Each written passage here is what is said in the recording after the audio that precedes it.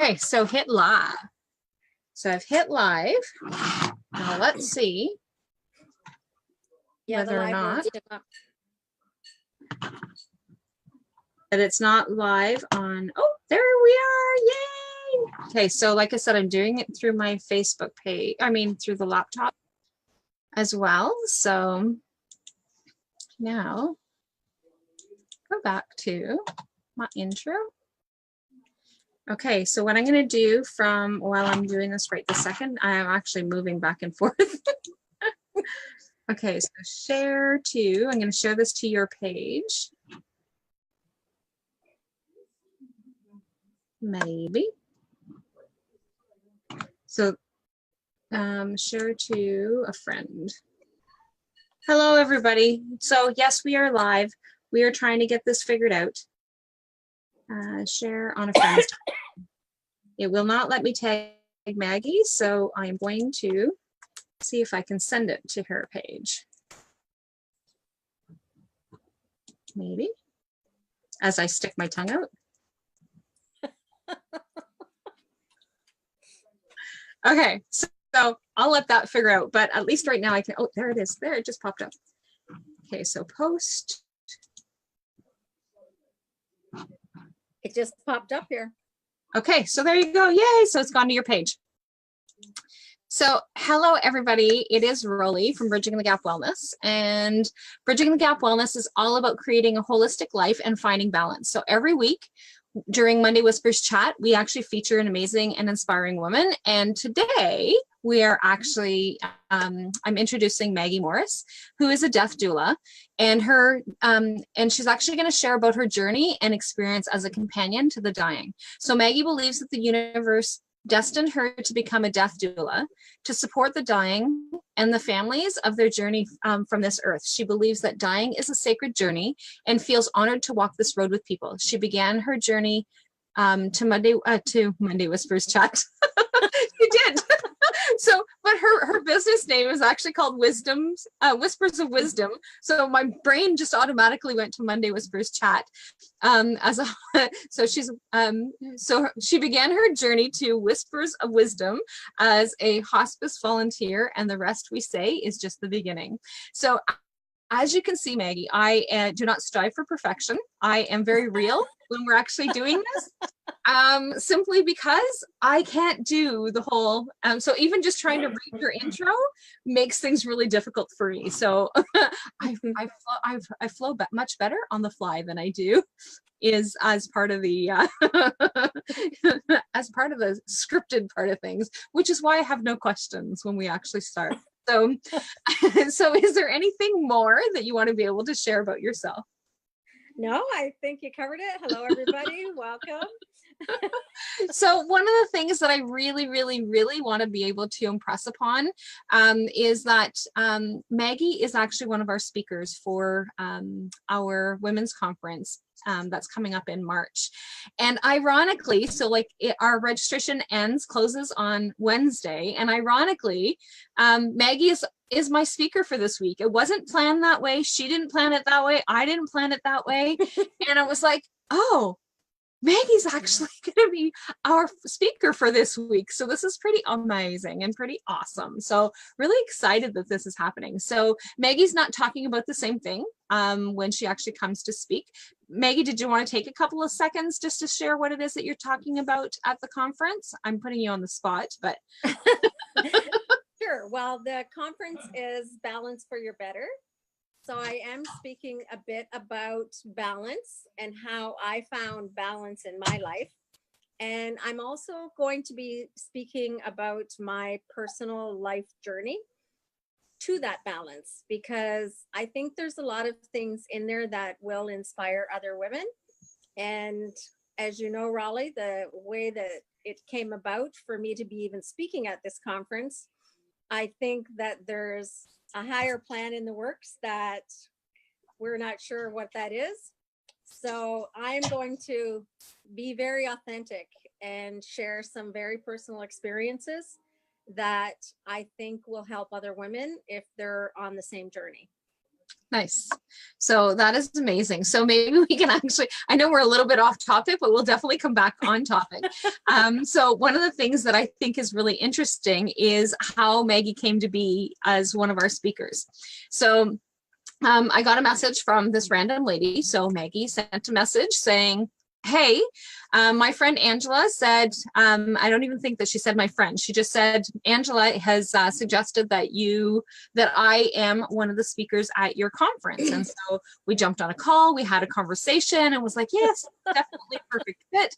And she made reference to Angela several times through the conversation. And I said, well, thank Angela for me, thanking her for sending you my way.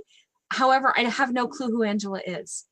And so Maggie's like, what do you mean? You don't know who she is? I'm like, seriously, I have no clue who Angela is. So she said Angela Hemming, and she had told me Songbird Studio. And I'm like, I have no clue who Angela is.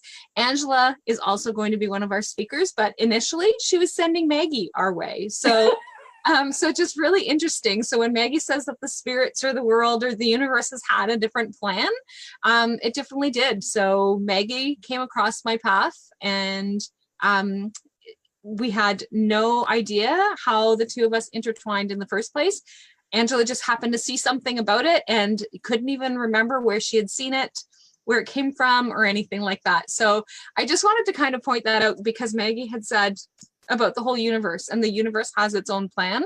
And that part there, as I thought, was like just completely ironic. So yeah, just very, especially because that popped up on her computer on December 27th, which was the same day that you had said that you were supposed to make that post. Yep. But neither one of us had any connecting friends. It seemed illogical as to why it would show up on her Facebook. Yeah. And as soon as that thing showed up on her Facebook, she said, my face popped in front of her face. And she said, Spirit said to her, you got to send this to Maggie. And so she did. And I assumed when she sent it to me that she knew you. And that's how that all happened. So then after I get off the phone with you, I called her and I said, what the heck are you doing to me? You don't know Rollie? And she goes, no, never heard of her before. So, and the rest is history. And then Maggie discovered where we were. In what part of the world we were, after she had already said yes. So Maggie is actually down in St. Catharines, Ontario, and we are in northeastern Ontario in a small community called Haileybury. And so that is where we are. And so here's poor Maggie that's now looking at the map after she's already committed and said yes, going, oh, absolutely. How am I going to do this? And now she and I are friends on Facebook, and she gets to see all of the posts that I keep making about all the wonderful snowbanks that we have. And she's like, oh my gosh. And it's like, okay, now we're having another snowstorm. And she's like, what are you guys doing to me? So because anybody who knows Maggie does not like snow. Neither do I, but that's where I live. So I don't really have a choice. Not until I can actually move to some other part of the world. And my goal is to eventually become a snowbird. And so I always kind of laughed when people would say, oh yeah, I'm going to become a snowbird. And I'm like, I don't even know what that is. And I don't even understand what you're talking about. And it's like, yeah, well, we fly south for the summer. No, I'm going to be a sunbird. It's like, okay, I can be a snowbird. I can be a snowbird. I can fly south for the winter. I'm good with that. So we have a few eyeballs on. So if you are hopping on, say hi, let us know that you're here. And so now we're actually going to go back to the topic at hand, since we kind of went off on a little bit of a tangent. But it was good. It was a good tangent, because it really kind of brings back to that whole piece of the universe has a plan. And that's so right. So Maggie, can you tell me a little bit? So the topic is death doula. So some people have no clue what a death doula is. So can you maybe start with that? Yeah. For anybody who knows what a birthing doula is, a death doula is just the opposite of that. In the same way that a birthing doula supports and encourages the mother through her pregnancy up until birth, the death doula supports and encourages and is a presence for the person who has been diagnosed with a debilitating, life-threatening disease. Okay. So anybody who is faced with that can get the support of a death doula. And that's what I say to people all the time. We celebrate life with a birth doula, but yet in this culture, we put death in the darkness, where death doulas are now to be an encouraging support presence, a non-medical presence to the dying. And mostly for people who die at home. And that's pretty fascinating. And so now, do you only work with the person who is dying? Well, your main focus is the person who's dying. However, it does also encompass the rest of the family, because you can't care for the dying person without also being in a supportive role to their family members and their caregivers who are caring for them. Because there will come a time in the process, most likely, that the dying person will become either unconscious or unable to make their own decisions. So then you're really left to support the family in that. Yeah. Mm-hmm. So now, how did you come to become a death doula? So like, what led you to make that decision? Well, again, I strongly believe that the universe decided that. I think the journey actually began in 2014 when I became a hospice volunteer. And I became a hospice volunteer because I used to have to drive by hospice to go to work and to come back home. And every time I would drive past there, I would feel things. And I felt people asking me to come there. As strange as that seems, that was happening. And it became so real that I would purposely take a different route to work so that I didn't have to go past, because the feeling was so strong and intense.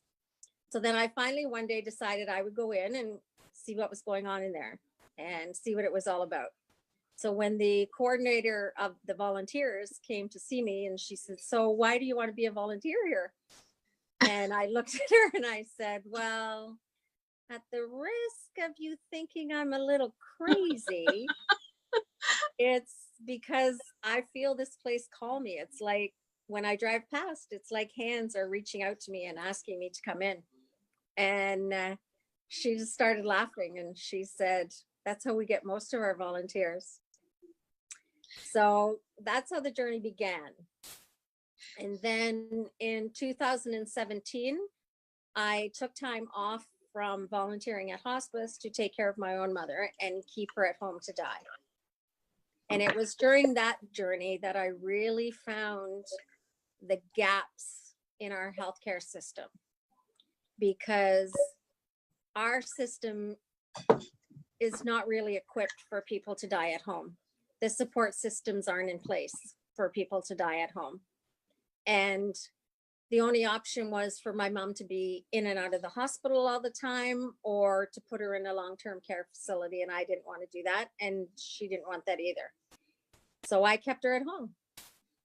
And the journey of taking care of her from, she had congestive heart failure for many years before, but in 2017 is when she really started to go downhill, and we knew she wasn't going to get better. So during that journey is where I used a lot of what I had learned at hospice, and I really had to become her advocate, because the system has many gaps in it that don't support the dying and their families. And that's something, in terms of the gaps, is something that is, because I have a lot of friends all over the world. And one of the things in terms of gaps, like we in Ontario, in Canada, we talk about these gaps in our systems and the way that things work. And but one of the things that I do need to say is that we're very fortunate that we actually have systems. Even though there are gaps, there are definitely gaps, and there's definitely no issue, or like there's no if, ands, or buts about that, always changing depending on who's in Parliament. So like those gaps either get wider or shorter depending on who's coming in and what their priorities are. But but because we have other people that are not in Canada, is that that watch this and that are actually that follow me or that are my clients, that's just something that I wanted to be able to share, because I know that many people will actually say, especially from a lot of the people are from the US, and they often say, but you have healthcare. Yep, Yes. right, we do. Because we have healthcare doesn't mean that we have no gaps. So I just wanted to be able to kind of acknowledge that as well, because some people from different countries are going like, but at least you have something, right? Yes. So, Yes. so definitely want to be able to acknowledge that. But for those of us that are in Canada, we definitely know that there are definite gaps, and there's different gaps from within the different provinces as well. So from coast to coast, our gaps are different, because again, it depends on who's in Parliament, who decides that they're going to make whatever decisions, and including municipalities, because municipalities play an impact on some of those government systems as well. So, but we definitely have a lot of gaps. We definitely have a lot of things that can shift and can change.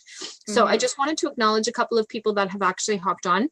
We've have some other people who have hopped on but have not said anything, so I have no idea who they are. Julie hasn't said anything, but because she's on my friends list, I can actually see that she's actually hopped on. So hey, Julie. and because we get those little green messages that actually say, hey, so and so's on. And of course Tracy is actually on. So but Tracy has acknowledged. Tracy generally acknowledges. And Tracy's saying good evening, ladies. So welcome. And so for the rest of you eyeballs that are coming on, please say something. We'd love to know who you are and who's watching, as well as if you guys are catching the replay, #replay, let us know that you guys are on. And if you guys have any questions, Maggie's going to be able to hop on as well. And although I couldn't tag her right now, I will definitely tag her after. And so she'll actually have, we'll actually have access to that as well. So yeah. So that was your journey, and that was your experience with your mom, and that was a beautiful journey. And I'm sure that your mom and you are both very thankful that you guys were actually able to take that on that journey. So, where did things lead from there? So like you decided that you were, so this experience happened with your mom, with the time off that you had with your mom. So where did it kind of go from there? And I'm still listening. I'm just sneaking away because like I said, I've got my laptop as opposed to just my computer today, so that I can read the No comments. problem. So as I'm walking away, I'm just grabbing the charger. Well, it sort of became evident even during the journey with my mother, because at one particular point, she became part of the palliative care. And once she became deemed as palliative care, there were a lot more services available to her.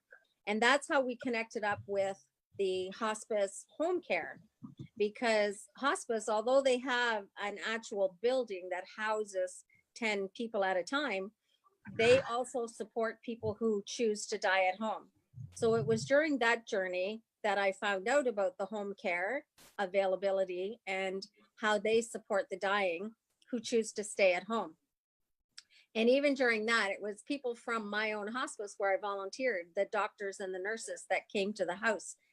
And it was there. And I remember distinctly saying to them that I knew that this journey with my mom was going to make me a better volunteer, because I now understood that side of it, not just being the person giving care, but I also understood the side of where you need the care, because you need the care because you're 24/7.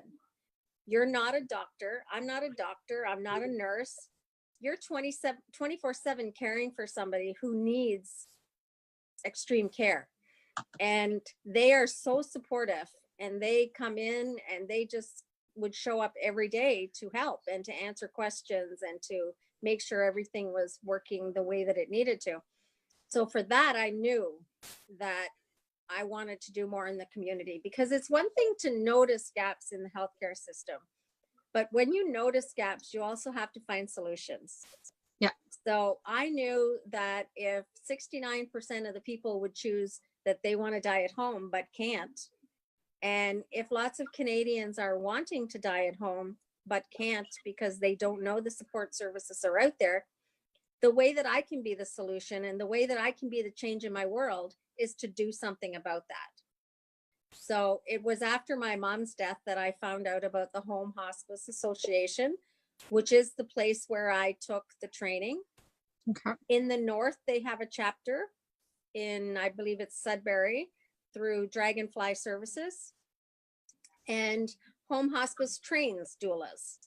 Okay. And so if anybody wanted to be a doula, they do the training, and you take the course with them, and then you do your home studies, and then you write a final exam. So I knew that by becoming a doula, I could fill in some gaps that I seen. Yeah. And it's really all about choice. People have a choice whether or not they want to die in a hospital or whether they want to die at home. And I'm just about people making the choice that they want. Yeah. That it doesn't have to be the choice that somebody else wants. Yeah. And especially now, because although we do have healthcare in Canada, a lot of the dying that happens for seniors in hospitals is in a hallway. Yeah. And so for anybody who chooses to die at home, there's lots of support systems out there, but you don't know about them. And you're at the most painful time of your life trying to figure it out. Yeah. So if you can help, you help. And even family members, right? So like until it actually happens. So one of the things that I'm very fortunate for, and hey, Rosemary, and one of the things that I'm really thankful for is that we're able to talk about death and dying in our family. And so my dad has been ill for some time, and for a little while, we didn't know whether or not dad was actually going to make it, not make it, where things were at with him. And so those were big, huge conversations that we were having with him about like, where do I go? What is it that I'm doing? I don't want to be in a hospital. I don't want to be in a nursing home. And so we've had a lot of conversations about like, what's going to happen? Where are things going to go? What's going to, what kind of things can we actually put in place? And we don't have a hospice here locally, unless there's something that I don't know about. But as far as I know, but we do have some really good palliative care services that I know. And so again, if you can actually tap into some of those services. But one of the things that we were able to do is have that conversation with our family physician, is have that conversation with, these are definitely some of the things that he does not want. These are definitely some of the things that he definitely wants. And so we were able to have those conversations, but a lot of people are afraid to talk about death, right? So if I talk about death, that means I'm going to die faster. Yeah. Right. So it's like, but it's that same as the planning for birth, right? So we actually have planning. So you find out that you're pregnant, you start making plans, you start making arrangements, you start purchasing things, you start doing the things that you need to be doing. And I like the way that you explained that at the beginning of the difference between a birth doula and a death doula is that same thing, right? So you start having those conversations about death when you know that these things are happening. And one of my, one of the things that when I first started working was actually at a lawyer's office. So after I turned 18, I was working in a lawyer's office. And those were the conversations. At that point, I had already made sure that I had my will done, but that was because like I saw all the commotion that was actually happening. And so even with my boys now who are 22 and 24, they think that I'm crazy when I'm like, guys, I need you guys to do a will. They're like, we're not dying. We're still young. There's all these different things that are actually going on. And so like, yeah, that's all fine and dandy, except that we never know when that's going to happen. We never know when that's going to take place, but making sure that we've actually got all those things in place, because there's all this legality stuff that you have to deal with. And that's right. So like those are some of the things that that are really, really important that that I really like to be able to impress upon people is making those plans. Who's going to make those decisions for you if you can't make those decisions for yourself anymore? So if you don't want to be in a hospital and you have those supports in place, like who's going to help make those decisions? Who can help make sure that those things actually happen? And so, so now as a death doula, are those some of the things that you do help put in place? Like, I don't know at what stage that you actually. We don't do wills. We don't do any of the legal things in the same way that we don't do any of the medical things. But at the same token, we can bring the right people in to make those things happen. We can initiate those conversations. You know, for example, like on my list of services that I provide, we do vigil planning, because when somebody is closer to death, you may want somebody with you all the time. It's good to have a conversation about what do you want your death vigil to look like. When you're dying, it doesn't just, most of the time, yes, sometimes it does, but most of the time it doesn't just happen overnight. So do you want music playing? Do you want people with you? What people do you want with you? You know, do you want 25 people or do you want 5 people? Those types of things. And we can also do legacy planning, where part of the dying process that makes it so difficult for people is when they can't talk about things. But when somebody can sit and talk about their life and their death, it gives them a closure. It lets them know that their life was important.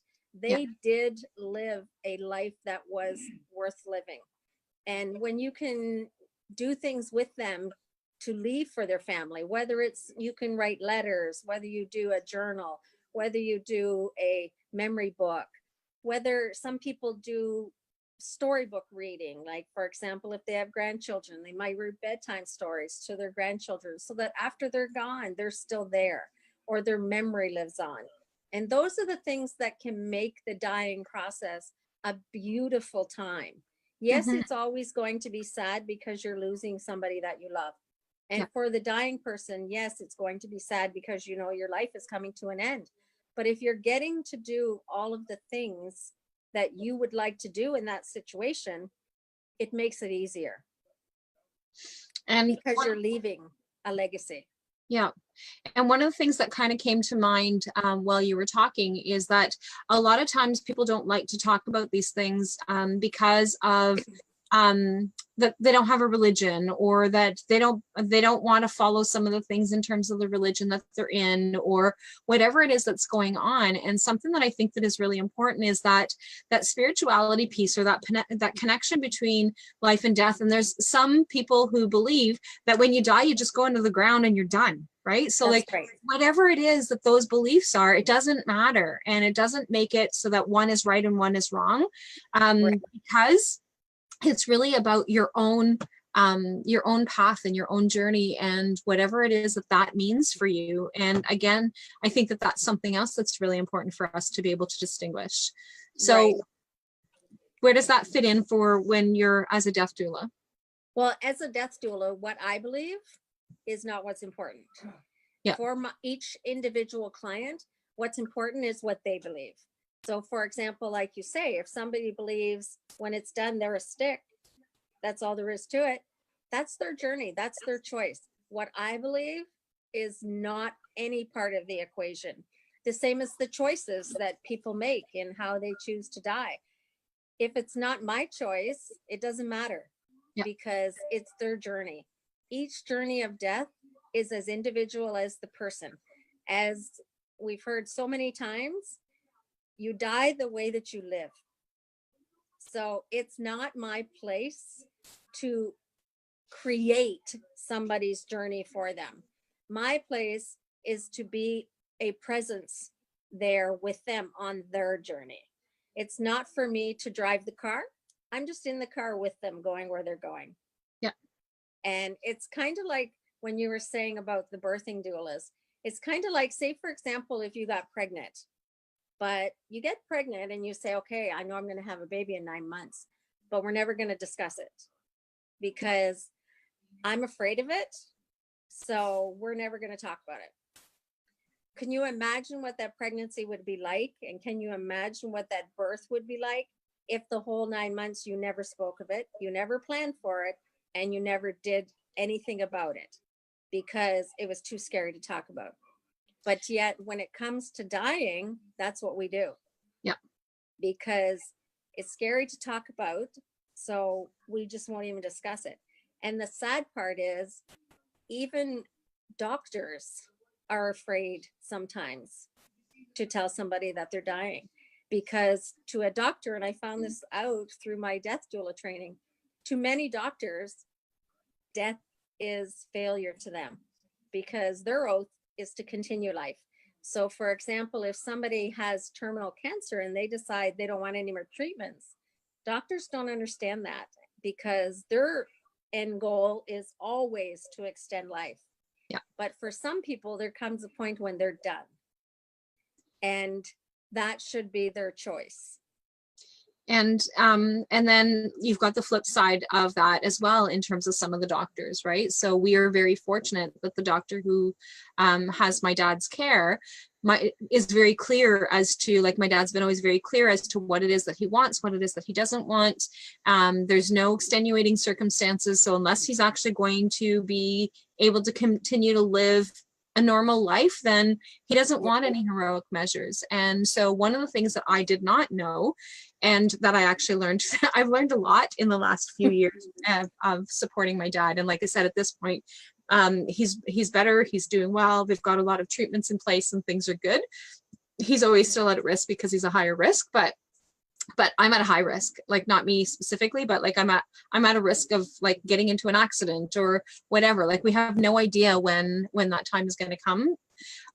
But one of the things that is really cool is that his doctor was able to like really respect his wishes and make sure that he understood those wishes, and to make sure that we have something in place to be able to help that. Because what I didn't know is that and I don't know if it's in any other provinces, but in Ontario, regardless of the fact that because he's got advanced directives, and so we can make decisions for him based on those directives. But if an ambulance is to come to the house, they have to do everything that they absolutely possibly can to be able to bring them back, to make sure that they actually, so regardless of what we say as being part of our advanced directives, we're not allowed to tell them to stop providing treatment if they come. And so the doctor has actually provided us with a DNR that we actually have posted on the wall. That's right. That is there and available. And so that way there, when and if that time comes and we do need the ambulance's support, they can help us do with whatever it is that we need to. But we can make sure that that doesn't happen where they're going to do any kind of heroic measures until they can get him to the hospital. They do whatever it is that they need to, but the plan is to always return him back home. And again, like I said, for just in case I have family members, extended family members that are watching going like, oh my God, what's going on? He's not, everything's good. We're just talking about it. It's not happening.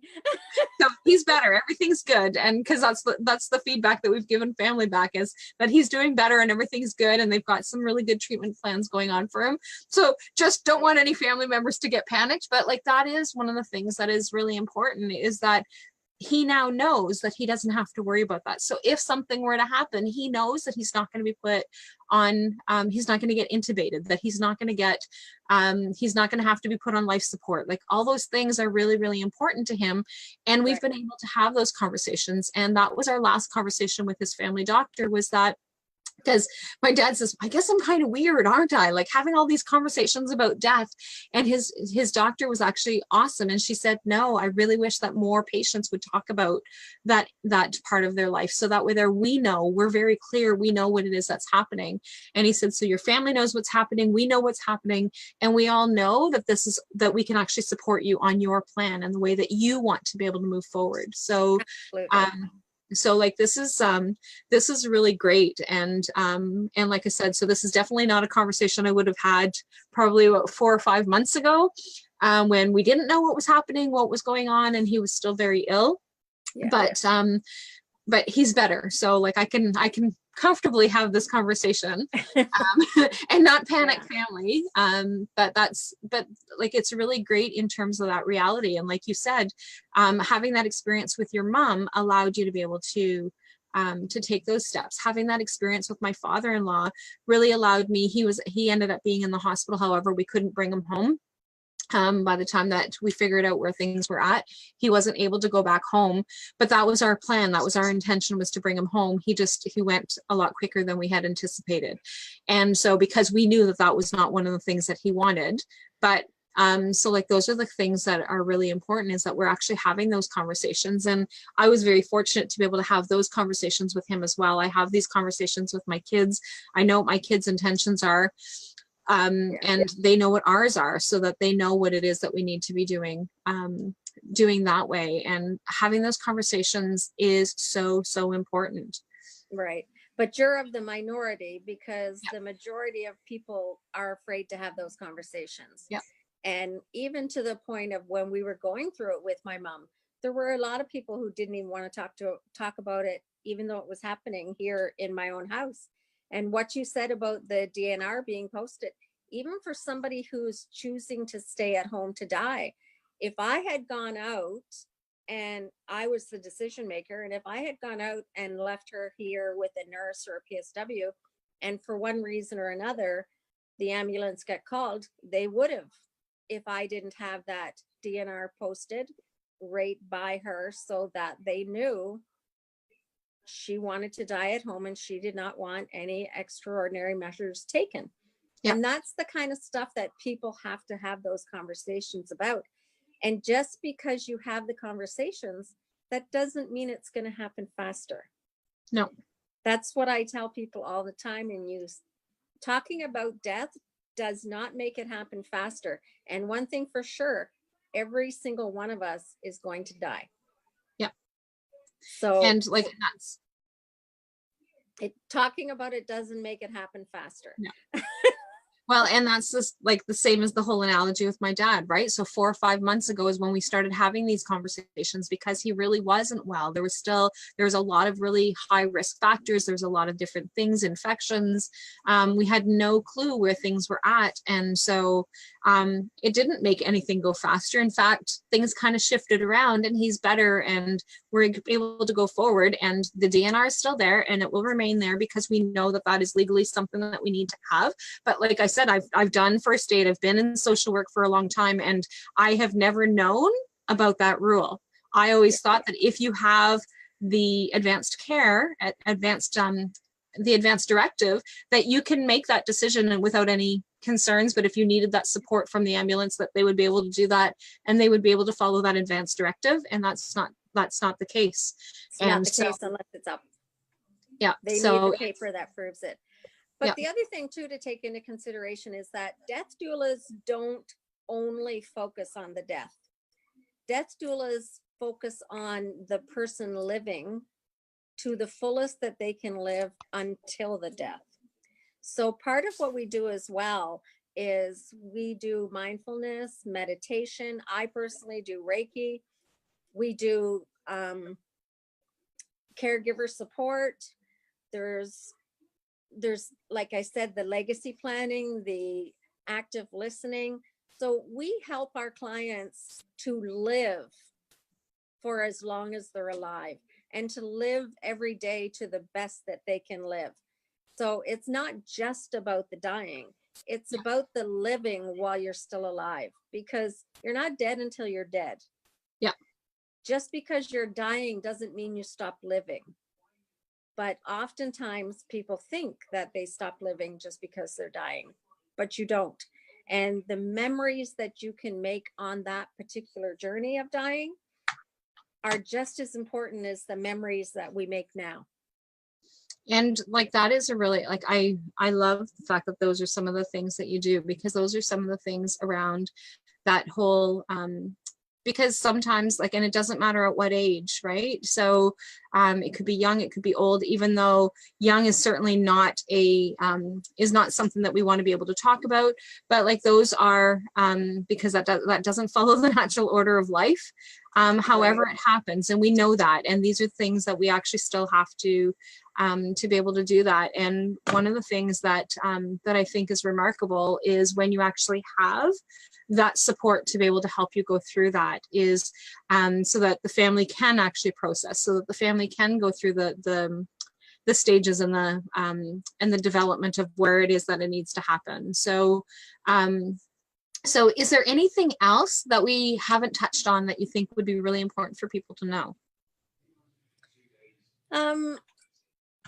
Mostly that it's just about the death doulas are there to be a presence, and they're the non-medical professional that can be open and can be sensitive to the needs of the dying person while not being attached to the death. Where when you're going through it as you're with your family and it's personal, you're attached to the death. Yeah. And that makes decision making more difficult. That sometimes your head's not clear, where You know, our angel in my particular journey was a palliative nurse that came every day. And to me, she was the death doula. She maybe wasn't called a death doula, and a death doula is the new name that it's given. But I always say most volunteers that work with the dying are already death doulas. They just don't have the title, because you're that caring, loving, supportive role that can journey with them. And that's really what it's all about. Yes, a death doula has the title and a death doula has the certification, but there's already people being death doulas who just don't have the name. Yeah. And so Tracy says, such an important part of the death process. And the other thing that she said is memories are to treasure forever. And that is so true, right? So those few, especially near that end, like one of the examples that you had used is them reading to their grandchildren, like that kind of thing, like those rituals and those different things that are actually coming on. And so I wanted to acknowledge Sue is on as well. And Tracy has a question. So Tracy says, does a death doula also provide aftercare for the living? And if so, what? Yes. And that's where a death doula can be supportive in the aftercare, even up until the point of planning and helping to plan with the funeral, going through that process with them if they want to. It's the journey is about the client and their family to do. The death doula does as little or as much as that family wants. So some families may not want you to be there afterwards because they've got it all organized and they just want their family. It's a personal situation and that's what they're going to do. Others would want you to help in planning the funeral or the ritual or whatever it is that you choose to do, to whether it's a legacy service or just a day out in the park, whatever it is somebody chooses to do. They may want you involved in that or they may not. The other thing that the death doula will do afterwards is touch base and see, do you need advanced grief counseling? And although not all death doulas would be, that's something that they would offer, but they would get you in touch with the people that help you through your grief. Because clearly, I know for me personally, and being a volunteer at hospice, they make you take a year off of being a volunteer to deal with your own grief. Because especially, you know, we get the normal 3 days off and then you're back to work, but you're not finished grieving. Grief is something that takes its own time and you have to allow it that time. And death doulas do tend to be called in afterwards to help with grief support and to help family members through that and put them in touch with organizations that can help for whatever it is that they need afterwards. One other example that I will mention too is there's sometimes rituals that people don't know they can do. And I know one personal with me was because my mom did die here and I was with her. I didn't find out until the death doula training that family members can do the final bath of the dead person. And that might be something like, for me, that would have been a beautiful experience that I could have washed my mom and prepared her to go to the funeral home. Because then that's just my final gift to her of being the last one to touch her body. And not everybody would want to do that. And again, that's something that each individual person would decide whether they want to be there for that or whether they want to do that. Sometimes I know for another friend of mine whose mother passed away, she didn't want to be there when they came to pick up her body. So I went and I stayed with her mother while the funeral home came to pick her up. And that's where I say it's as unique as the person. And I don't try to push views on, and I don't say this is what I want to do. No, I do the things that you want me to do. So if somebody is new, like obviously because death isn't something that is like that is common. It is, but I mean, like on a grand scope of things, but like individually, like we don't have that experience on a regular daily basis. So do you make not decisions, but do you make suggestions if somebody says, I don't really know what to do, I don't have any clue as to what it is that I want, or how do I want this to look, because I don't really know. I've never died before. I've never had those experiences before.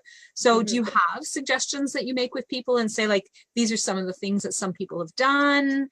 Yeah, you can talk about all the different options that they are.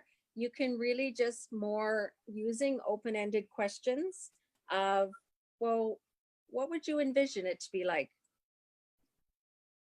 What kind of memorial would you want? I know, for example, with my own mother, she didn't want anybody to see her dead. And so that was very important to her, that people didn't come to a funeral home to see her.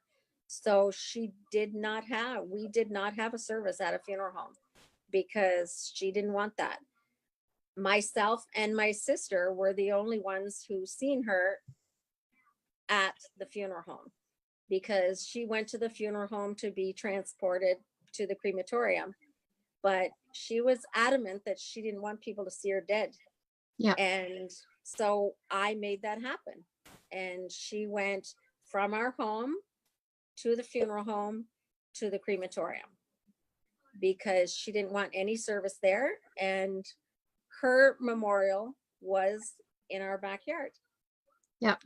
Nice. And that's the type of thing. Like, a funeral doesn't have to be in a funeral home, just like a wedding doesn't have to be in a church. They can be as unique as the person. And there's no set rules about what you have to do. But a lot of times, if people don't talk about it, they just do what everybody tells them to do. Yeah. Instead of talking about what it is that they want to do. And my mom and I had open conversations about what she wanted, and she did not want that. Yeah. So we had it here in the backyard.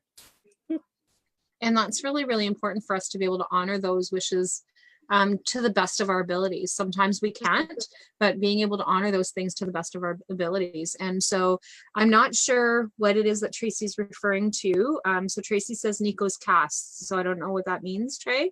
So Nico, just so that you know, Nico is Tracy's grandson, who is also my great nephew.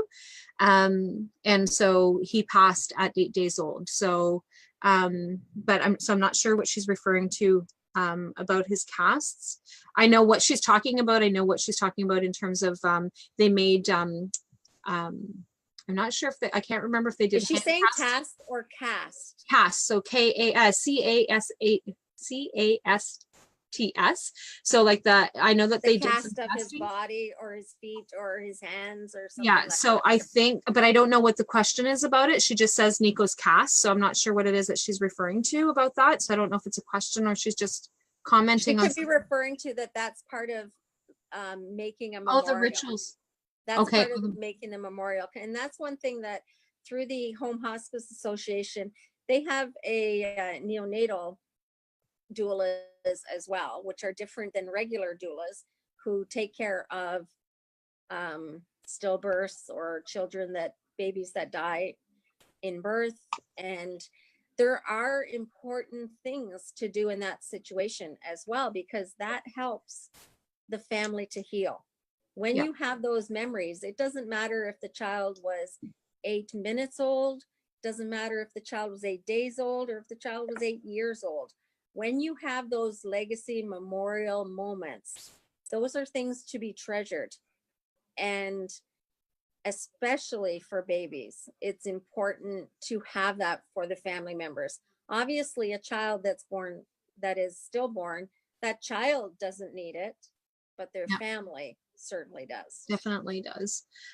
So one of the other things that Tracy said is would have loved that. And I know I saw this comment come up when you were actually talking about being able to do that ritual of a final bath. So I know that that's what she's referring to. And so one of the things that the next thing that she says after that is, I gave him his first bath. I should have given him his last. Right. And so she said, maybe supply some options. So that was probably based on the question that I had asked about, like, what if some people don't know what to do? And then she acknowledged the making memories for mom and dad. So that's the casting that she was talking about, because Maddie and Dean had the cast done of the baby, and I think it was hands and feet, but I can't remember specifically, but I think it was hands and feet. But it's just, and the memories. So like the hospital was amazing at making sure that they had the opportunity to bring in a photographer to be able to take pictures of the family, and they've got some beautiful, beautiful moments that mom is now starting to share, and which is amazing that that she's able to give those, being able to share those moments as she's working through her own grief. Right. So that is, and like you said, that grief is such a an important thing, and one of the comments that is really interesting when it comes to like the children dying is that some of the comments that that people make aren't necessarily helpful. And so they're trying to make sure that they're making it feel better, but it's not necessarily something that is helpful. And so it's and maybe it is for some people, but not for everybody. And so those are just some of the things to make sure that we're being cautious of and stuff as well. Right. So to being able to help with that grieving, those grieving moments. But I love the fact that that the hospice actually recognizes that. And of course, this is what it is that they do, right, on a regular basis. But I love the fact that they actually tell people that are actually volunteering there that they have to take the year so that they can have that time to be able to process and have that time to be able to grieve and deal with those moments. Because that's even though sometimes we think that, oh, well, no, we're good. I'm good. I've processed it. I know what it is that I'm doing. We have all these moments. We have these different moments in our lives that things have those ups and downs. And and as part of my own beliefs and my own experiences with grieving is that it takes 4 cycles for you to be able to, because I use a lot of cycle stuff, and it takes 4 cycles as part of my beliefs of being able to go through the grief. So you go through the beginning of the grief, which is the spring, and then you go through the fall, then you go through the summer, and then you go through the winter. And I think I said that backwards, but you know what I mean. But it goes through I messed up my seasons. I don't want to be in winter, so I skipped winter somewhere, and then realized I skipped winter. I don't want winter no more. I'm done.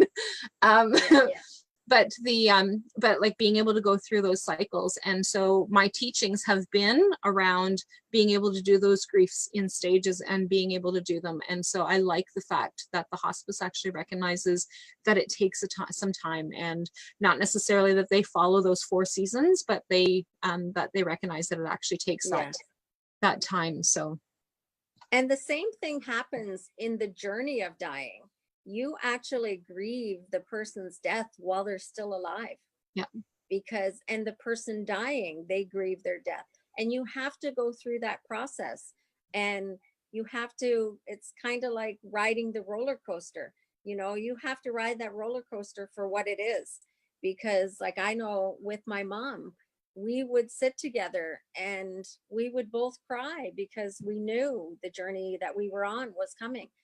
Yeah. And even with it, though, we made beautiful memories during the process, where if you do talk about things, you can make beautiful memories. Like the last 6 weeks of my mom's life, she was in a sedated coma because she was hallucinating a lot. And that was for her that she was sedated. And, you know, I smile now when I think of the day she became sedated, because I held her on the bed as they gave her the needles, and she sang the Barney song to me. I love you, you love me, I'm as happy as I can be. And she was saying goodbye, and she said goodbye. And she, during the course of that sedation, probably nearly every day, she woke up at one point enough. She came out of it enough just to say. And that's where I say, if you can have the support that you need, you can make beautiful memories in the most difficult time of your life. Yeah. And those beautiful memories make grief easier. It does. And because like that's the same as the experience with my father-in-law. That was one of the things that we were all in the room. At one point, my boys had left because they, but they didn't physically want to leave the hospital. They wanted to actually stay in the hospital. And so so they actually went into the chapel. So we went back but at one point he had already been in and out of, or out of consciousness since like roughly about 4 or 5 after one of his great nieces had come over. And so once she had left, then, and then that was when he actually, became unconscious, and he stayed in that unconscious state until roughly it was around 10 p.m. And both the boys were still in the room at the time, and my youngest one, and he had already had his body shifted so that he couldn't see the door anymore, just because of the way that they had helped him shift his body, and so he was facing the back wall. And so my youngest son was actually sitting by the door, and he was reading his book. And then at one point he happened to say something, and I always refer to my father-in-law as Grandpa. So Grandpa woke up and said, "Hey, is that my boy?" And because him and Casey had a very close relationship, and not that him and Michael didn't as well, but him and Casey were very, very connected. Michael was already gone to school, and Casey would go and spend a lot of time there while Casey was at school if we had to go to work or whatever. So Grandpa spent a lot of time with Case.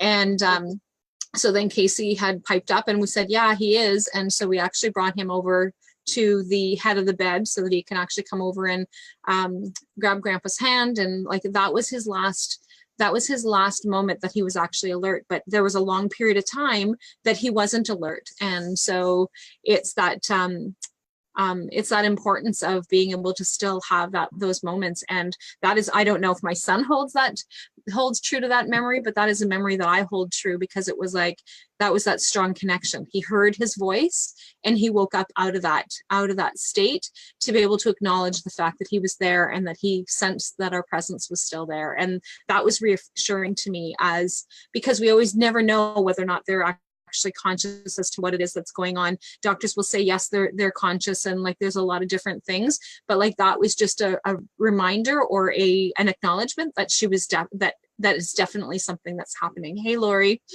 Right. And so so it's just so yeah, like it's great to be able to have those moments and those opportunities for us to be able to touch base with. So yeah. And it's like people ask me all the time, it's like you said at one point, people think you're weird because you talk about death. Yeah. People think, and people say, how can you volunteer at hospice? How can you want to be around death? And the answer that I give them is that people that are on that journey and people that are dying have much more to give than they take. And yeah. I get far more out of it, what they give to me, than what I give to them. And I always look at it, it's like sacred space. You're yeah. walking and you're in a sacred space with them. They're allowing you to come into the most sacred time of their life. Yeah. And the same, again, referring to a birthing doula. That birthing doula is at a sacred time in somebody's life, at the birth of your baby. Yeah. And it's the same thing in the death of somebody. It's a sacred time. It's a sacred time in their life, and they are giving you the privilege to be there and to journey that with them. And it's not morbid. No, it's not.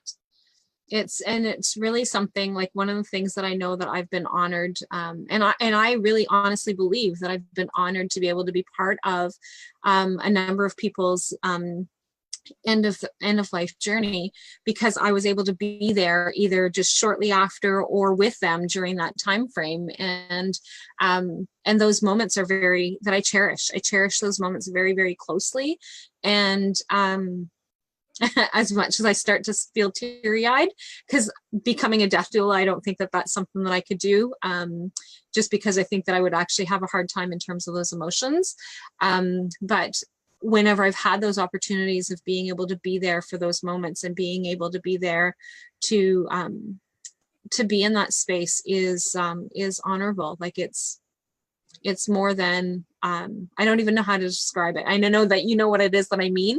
For those of the people that are actually watching are probably thinking, oh my God, she's like completely crazy, right? So, but anybody who's actually been in those moments know what it is that I'm referring to. It's those last, and not necessarily in the dying phase either. It's in those last moments of being able to spend that time with them and being able to hold conversations with them and being able to hold true to those memories are things that are like extremely important. So like with my father-in-law, for example, I was the last one to, as much as he wouldn't have wanted just anybody feeding him, I was able to be that last person to feed him that morning. Actually, he passed away at early morning the next day, but like, so the Sunday was so that morning I went over to help him with breakfast because he was having difficulty with being able to raise his arm. And I had been doing that for probably about a week, that I would actually show up at meal times to be able to make sure that he was actually eating. And so that was that I got to be the person who did that. It was me that actually got to do that. And I feel completely honored that that is something that I was able to do with him, as making sure that he got that nourishment, that little bit of nourishment that he wasn't able to provide himself. And so it's those memories, and it's yeah, I don't know how else to explain it for those who've never experienced it. So, and Tracy says there's nothing more beautiful than sharing the miracle of transition. And that is beautiful. Like, that is definitely what it is. And so thank you. So is there anything else that we've definitely talked about a lot of things, but is there anything else that you think would be really important for people to know before we sign off? Have a conversation. Okay. That it's okay to talk about death. It won't make you die. Yeah. I'm holding a death cafe on the very first one that I'm having is on March the 23rd. And a death cafe is just where people get together and talk about dying. Talk about the things that you might not want to say. Yeah. It's without an agenda. It's without a right or wrong answer. It's just so people can take death and dying out of the darkness. I firmly believe, just like with other things in life, when you take things out of the darkness and shine the light on them, they are less scary. Yeah. People in this culture are terrified of dying. If we take away the fear by bringing it out of the darkness, it makes it easier to handle. Yeah. Because you probably know in your line of work as well, most of the things that we're afraid of aren't as bad as we think they are when fear is there. Yeah. Death And dying is always going to be sad. There's no getting away from that. And when you said you couldn't do it because you might get too emotional, death doulas get emotional too. There's nothing wrong with emotions. Yeah. Everybody has them. Death doulas cry too when somebody's dying. There are times that death doulas cry. There's nothing wrong with that. Emotions are real, but doesn't mean that you still can't help people. Yeah. And I want people to just bring it out of the darkness, talk about it like you do everything else. It's not going to change your life except make it less scary. Yeah. And because we are all, especially if you're our age, we are all going to know people who are going to die. Yeah.